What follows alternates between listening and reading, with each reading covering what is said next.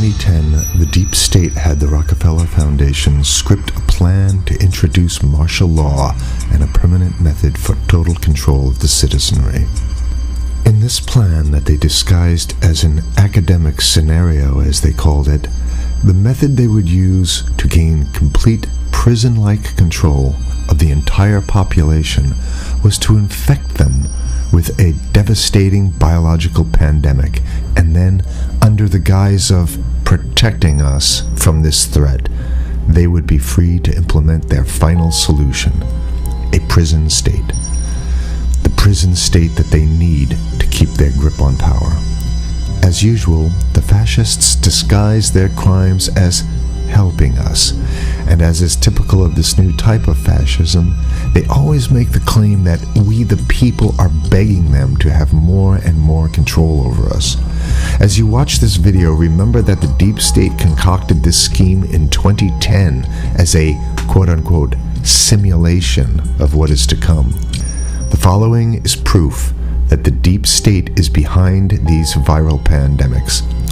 Absolutely positively, pandemics are now the tool of choice for the fascists, known as the deep state, and the private contractors that they contract these pandemics out to.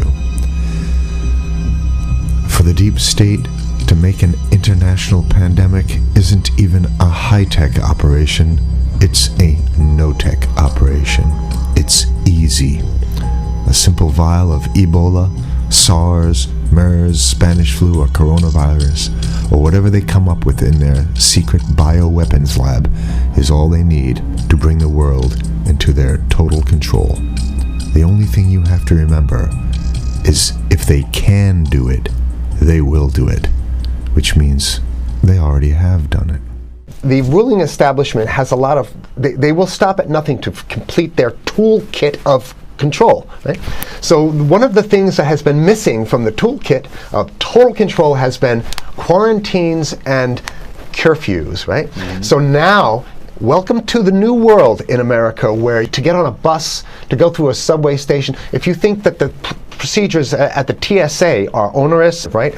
Guess this is coming to a bus depot near you. It's a more invasive way, and the ruling class needs this because, let me say, if the ruling class ever saw wide-scale civil unrest, you'd see an Ebola outbreak in America right away. Okay, so this is, what you see is that Ebola is another tool in the toolbox of the ruling class to control. Yeah, to keep down absolutely, repression. positively, 100%. This is a tool. Right. Ebola doesn't just magically start spreading. Mm-hmm. And then we have this doctors that come back here. The white people, of course, live.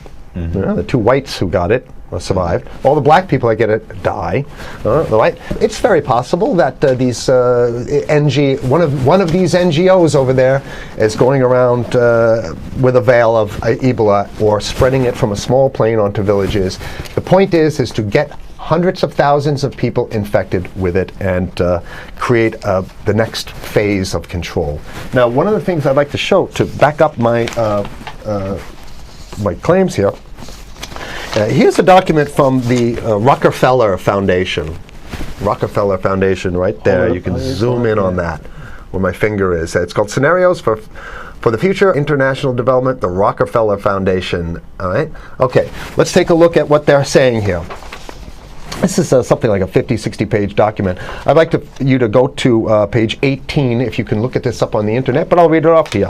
It's called lockstep, lockstep. And this is a phrase that I used right after 2001 when I saw the entire system of the United States, including the population, were in lockstep.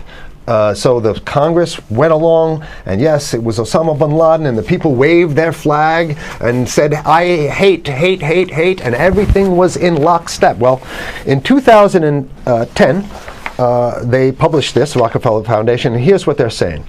They're saying that they call it a scenario. These are scenario narratives, and they speak about it in the past tense. So they put out this scenario, lockstep. A world of tighter, top-down government control and more authoritarian leadership with limited innovation and growing citizen pushback. Okay, I'll read a little bit of it. In 2012, the pandemic that the world had been anticipating for years, nobody was anticipating a pandemic, finally hit. Unlike 2009's H1N1. This new influenza strain originating from wild geese. They use some scenario, but this is Ebola they're talking about. Ahead. Even the most pandemic-prepared nations were quickly overwhelmed when the virus streaked around the world, infecting nearly 20% of the global population and killing 8 million in just 7 months, the majority of them healthy young adults. The pandemic also had a deadly effect on economies. You can see the agenda. Just naked, raw, naked control agenda written down, and it's anybody's guess how this becomes effectuated in real life. So whether this is written specifically as marching orders or whether people take it upon themselves in the intelligence networks to say, okay, well, this has been produced, so this is the plan here. But these narratives have to be written in advance because the intelligence agencies don't know how to do these narratives. They need help. So these think tanks, they come up with these like Rand Corporation, Rockefeller Foundation. These are think tanks of death. They're not the think tanks, they're not there to find great ways to help people. Right? Okay, the pandemic also had a deadly effect on economics. International mobility of both people and goods screeched to a halt. Which is what they want. They want a completely isolated world, right? Debilitating industries like tourism and breaking global supply chains. Well, of course they want tourism stopped because they're not in the tourism business, and they want you at home in your house in front of the TV. Then they got you because once you watch the TV, they own your soul. Even locally. Wait a second, we're on television. I mean commercial television, let's say. National. Even locally, normally bustling shops and offices sat empty for months. Okay, so I love how they talk about it in the past tense in 2010. Right? The pandemic blanketed the planet, though disproportionate numbers in Africa died. Southeast Asia and Central America, where the virus spread like wildfire. It sounds like the opening monologue of a disaster movie, right? Exactly. Now listen here's the good stuff now. But even in developed countries, containment was a challenge. Now here's this one. I love this one. The United States' initial policy of strongly discouraging, in quotation marks, strongly discouraging citizens from flying proved deadly in its leniency. So they're saying, that... No, keep going. Okay, read it. proved deadly in its leniency. So they should have been tougher, right? Accelerating the spread of the virus, not just within the United States, but across borders. However, a few countries did fare better. China in particular.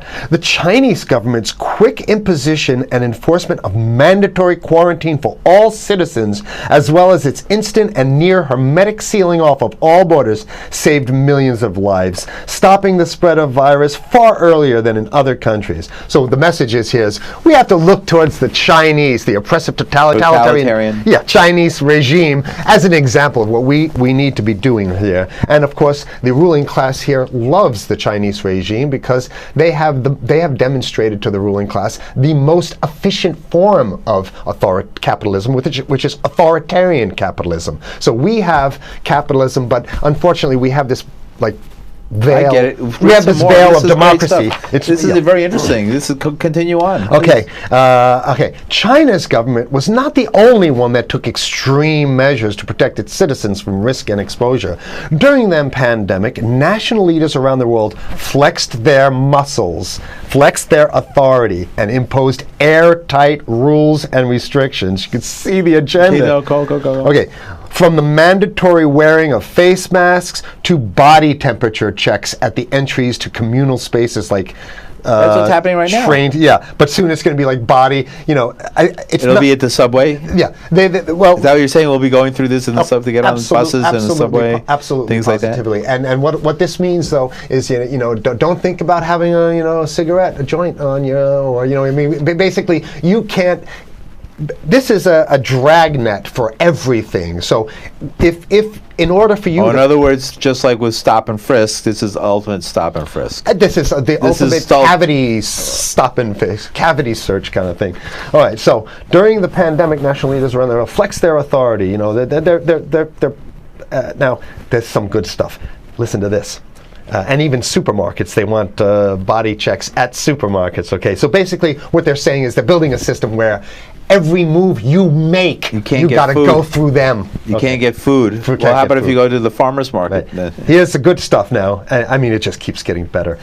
Even after the pandemic faded, this more authoritarian control and oversight of citizens and their activities stuck and even intensified. That's the whole point. So they're going to get rid of... Didn't that happen already with 9/11? Of course. 9/11 was how many, 14 years Sure, ago, and sure. we still have all these draconian So rules. they're going to put the body cavity USA searches Patriot in. and all That's that right. stuff. So in order to get to a supermarket, you got to have a body cavity search, and then when there's no more Ebola, well, you know what? We kind of like this way because we have a complete infrastructure of a control grid.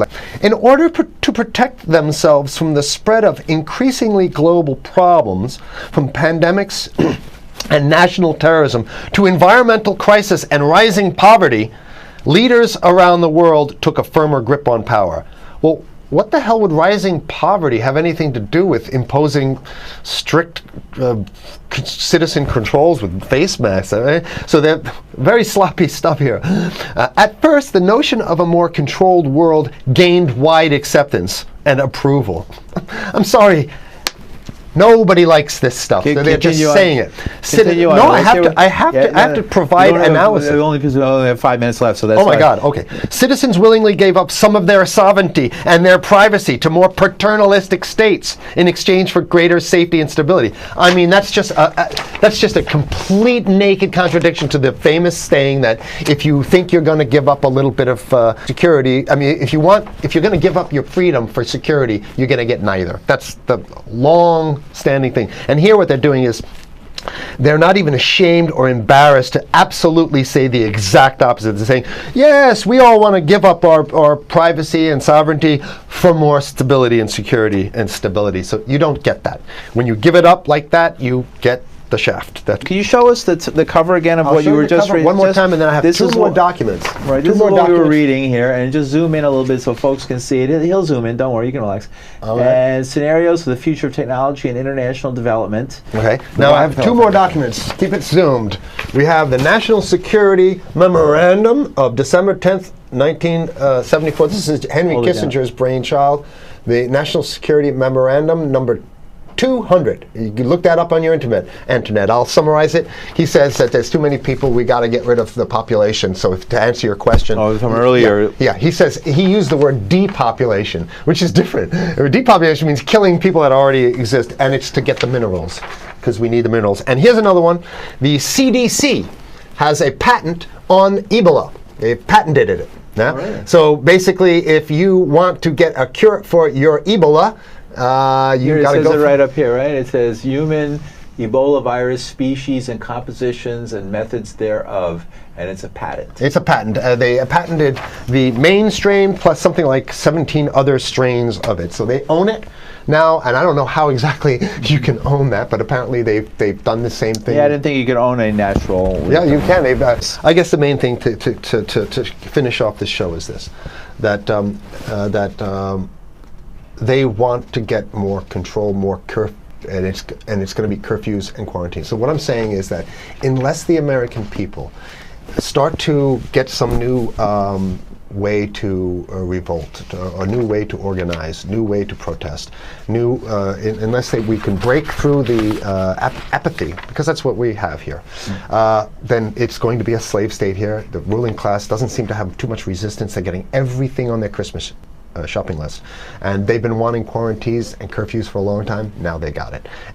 And if you want to live in a world where you're tricked into all this stuff because it's for your safety, right? And if you want to have a probe and make sure you got to check your pockets, make sure you don't have anything incriminating on you before you go out, and when you step out of your house, you want some police there to monitor and see what you're doing. If that's the world you want to live in, be apathetic, don't do anything. You're going to get that world very soon. It's coming your way, definitely. Mm-hmm. Yeah. So what should people do? What's the hope? You have 30 seconds. To wake up, learn about it, and go fight these bastards in Washington. They're easy to beat. If we can just organize, we can beat them. It's simple. They're weak, and there's so few of them.